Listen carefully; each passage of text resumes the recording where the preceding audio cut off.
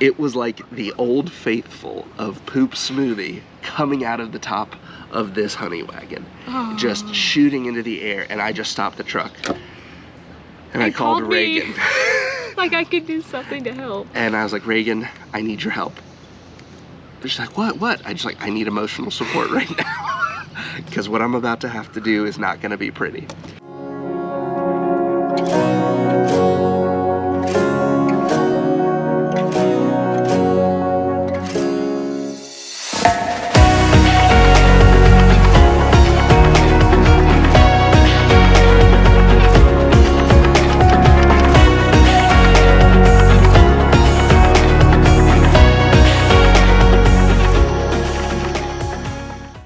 So we will get to that story and a couple more in the next few minutes, telling you about our experience over the last 2 months living in our RV. So first of all, happy anniversary to us. Yes. 6 happy years. 6 happy, Long happy years. Crazy happy years. Very crazy, very happy years. So yeah, we wanted to give you guys a 2-month update on how things have been going since we've been living in the RV. Yeah. I want to first apologize. I am feeling sick as a dog, so I sound awful. I feel awful, but I'm going to try and, you know, get through the video. So what a 2 months it has been. We have... It's been a roller coaster. Yes. Okay, ups and downs. We've seen a whole lot, done a whole lot. Most of it learned a whole lot. A lot of it has been expected, but some of it has not. So we'll go ahead and start talking about how we fit in the RV. Yes. So it's a Jayco Ego 325B HQS. It's like 38 3/4 feet or something like that. I don't know, I can't remember. 40-ish foot. And honestly, we fit great. Pretty good. Like, I mean, we fit good when we moved in to begin with, and I've already got rid of maybe 3 or 4 trash bags of stuff already again. Yeah, we got rid of a lot. I mean, we got rid of 3/4, if not more, of everything that we owned to move into here. And most of it was just junk anyway. Yeah. Stuff the kids never played with, we never used, that kind of thing. Exactly. So honestly, as far as size goes, we're good. Yeah. Everything feels pretty good. I mean, there are some things that would be nice to have, like a boat and a motorcycle. Can't have it all. You can't have it all. But no, we fit great. So the big thing that we've been dealing with over the past 2 months is everything is breaking. So I tried to prepare for this as best I could. I mean, if y'all have been following us from the beginning, you've seen all the videos I've done on... Like, he's replaced everything. Nothing in here is factory anymore. Yeah. It's upgrading, replacing, repairing, making things better, stronger than they were before, because I wanted to avoid as much of this as possible. And honestly, I think we've probably avoided more than we would have had I not done any of that stuff. Yeah, we've still had so many issues. So much stuff is breaking. Yes, water leaks. So we had day 1, we had a water leak when we first went over to Alabama. We had our water pump leaking, so I had to replace a little plastic piece on there. We've had our gray tanks overflowing because the seal wasn't sealed properly. It should have been spewing out on the roof, but really I should have been paying more attention to how full our tanks were. Yeah, so it's like pouring out of the bottom. I walked out of the camper, I was like, David. Yeah, I had just taken a shower. It was great. We've been installing washer and dryer in our outdoor kitchen, and there will be a little bit of a video coming out on that in a little while once we kind of get it finalized. But we've had a bunch of issues there with leaking, the hose ripped on the washer. We didn't realize how small the gray tank was, so it's been like spewing out the back of the camper. Yes. It's been a disaster. Water has been wonderful. Thankfully no roof leaks, nothing like that. Yeah. Just random things. So the generator situation. We've figured out that boondocking in the summer is not as fun as it sounds. Actually, it really doesn't sound fun. At all, but when it's like 85 degrees, it's really not fun. 85 degrees in the camper. Yeah, in the camper. So our solar setup is fairly robust. However, I've only sort of designed it to realistically run 1 air conditioning unit. And running 1 air conditioning unit is not enough to cool the camper. so the AC would freeze up and that kind of thing. Welcome to the South. Welcome to the South in the summer. So we learned very quickly that we need to run the generator as well as rely on solar. We just run 15 amps to the generator, so not a whole lot. But we figured out that our generator wasn't all that great. Yeah. It kept shutting off on us. We had some issues with it. And I was frustrated with it because I wanted it to be reliable. Hey, there's our washer. That's our washer. Taking off in the background. I don't know if you can hear it. This is a cluster. This is our life now. Okay, pure chaos all the time. Yes. Now that that's over. So the generator. So we were having issues with our generator, and it was not being reliable, and I was actually out for the day. We went up to Missouri, did a little trip up there, and I was gone during the day. So in addition to the generator being unreliable and not running the entire time we needed it to, when we were leaving Missouri, I was filling up the truck at a gas station, and there was a big bowl coming out of the gas station to turn onto the road. I wish I could show you guys this on video. So I didn't really want to go through this, but I didn't really have another option other than backing into a busy road. So I decided to go for it. And truck went through fine, and then I got to the other side of the bowl, and the truck and trailer were like this.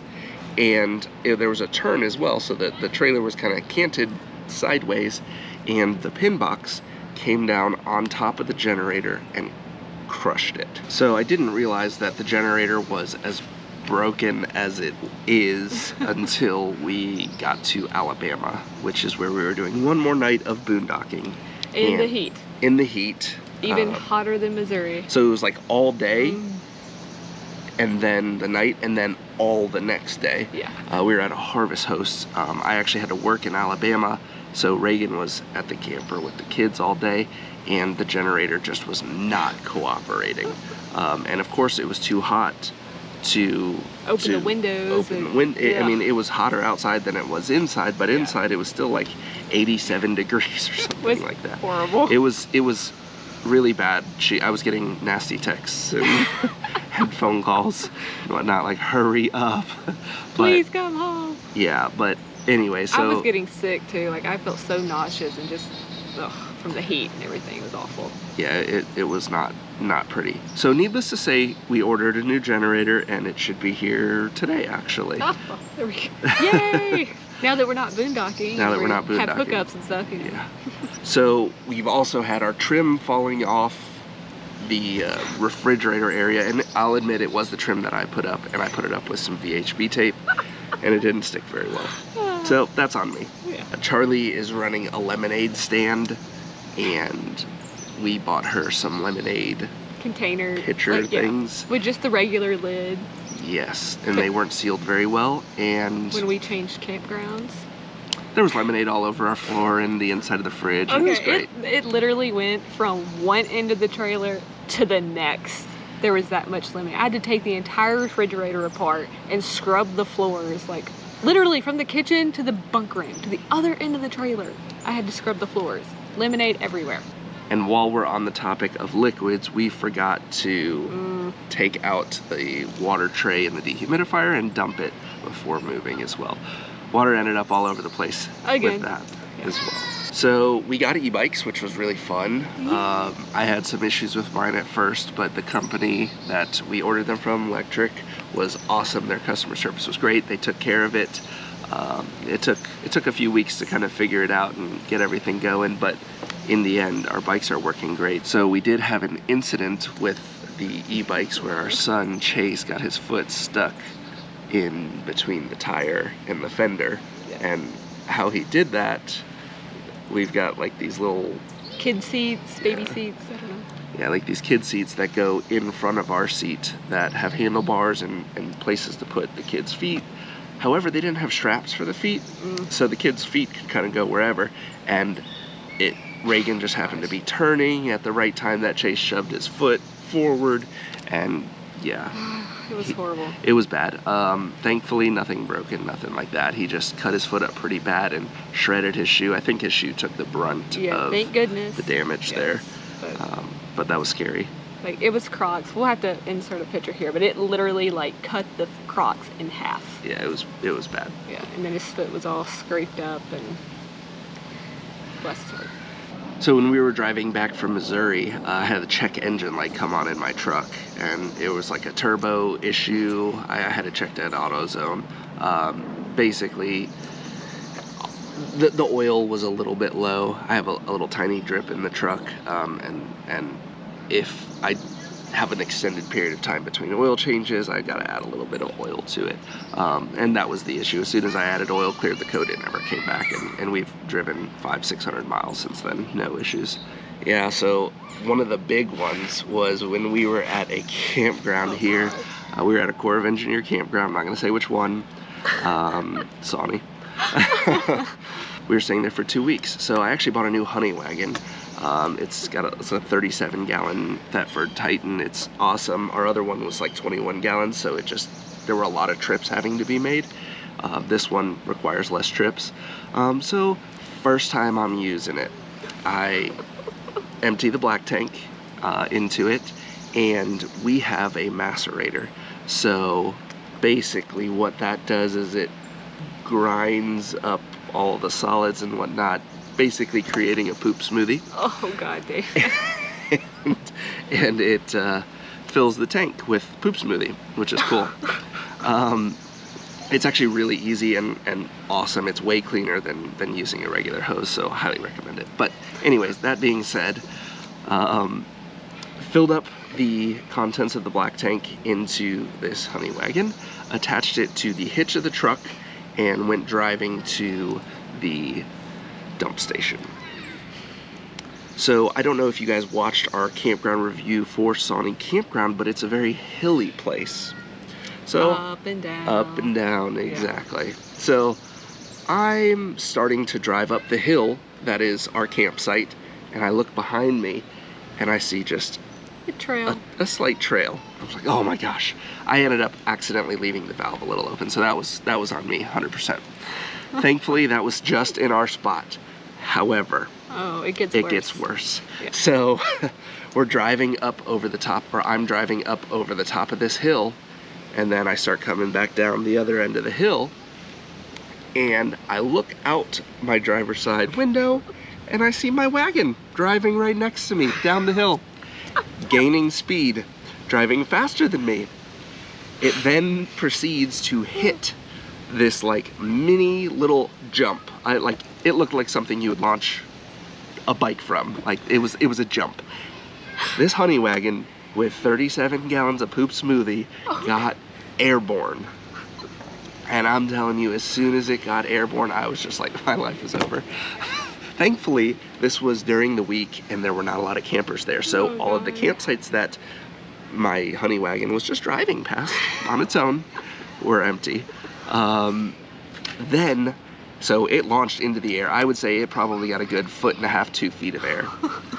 Came back down, hit the ground, splashed, the little front part opened up, splashed stuff everywhere, kept going, hit a tree, and I am not exaggerating when I tell you this. It was like a 7-foot tall poop smoothie geyser coming out of this thing. It was like the Old Faithful of poop smoothie coming out of the top of this honey wagon, just shooting into the air, and I just stopped the truck and I called Reagan. Like I could do something to help. And I was like, Reagan, I need your help. She's like, what? I need emotional support right now. Because what I'm about to have to do is not going to be pretty. It ended up not being awful. Thankfully, it was raining at the time, which was absolutely miserable for dumping the tanks. But given the situation, it kind of washed everything away. I didn't have to get out there and scrub the ground and all that. It kind of diluted everything. Basically, I pulled our tank out of this ditch that it ended up in, and I had Reagan drive the truck, and I sat on the top of the hitch, making sure that the wagon didn't come loose again. Yeah. After I finished dumping the tanks, I immediately went to Amazon and ordered a pintle hitch, because there was no way that I was going to have this happen to me again. So, if you're ever using a honey wagon in general, but especially the Thetford Titan, get yourself a pintle hitch. Yeah. It was a bad day. The rest of the day I just vegged. I laid in bed and watched TV and ate chips. It was Wait, you took a shower after first. I showered. He took a good shower first. So as far as the kids go, Yeah, they're doing great. things are great. Our son Chase, for those of you who don't know, is autistic. He's a little bit more particular about certain things than other kids would be. However, He's adjusted very well. he has. He's loving being outside. He's been on his balance bike like every day, and I mean he could ride a bike right now. Like, I'm fairly certain he has the balance and could do it. Yeah, I mean, and before we moved into the RV, he never touched that thing. Yeah. The first couple times he got on it, he didn't like it. He just kind of like Yeah, it would fall over and he would run off and not play with it. But exactly, but he's kind of persevered, and he's killing it. He's doing an awesome job. The other one's Cheyenne, the little one. It's home to her, so she's good. And Charlie. Even Charlie's doing great. Like, we were worried about her sharing a room, with siblings that are a lot younger than her, but she's done excellent. Like, all she does is sleep in her room. The little ones go to bed early, obviously, and she gets to sit up and do whatever she wants to, or during the day she'll play in her room, the little ones will play outside, and I mean, she's doing fabulous. Yeah, it's been great so far. The kids love it. It's home to them. Yeah. And then as far as we're concerned, it feels like home to us too. Yeah, like, I feel like we fit in it like really great. Yeah. Like, the space is not a problem, I guess is what I'm saying. It's Not at all. I mean, every once in a while you could wish for a little bit more space, but it's not something you need. Yeah. One more thing that we have learned, especially since we just took this sort of 8-state in 8 days trip up through, we went up through, so Georgia to Tennessee to Kentucky to Illinois to Missouri to Arkansas to Mississippi to Alabama back into Georgia. What we learned is we like going a little slower. Yes, like a week or 2 weeks in a place is probably going to be our speed. Yeah. I mean, 4 days is probably minimum. Yeah. Like, we don't really want to do anything less than that. I mean, a night here and a night there is fine, but we like being able to sort of relax and enjoy A place. and exactly. Not spend all of our time in the car, I guess. Exactly.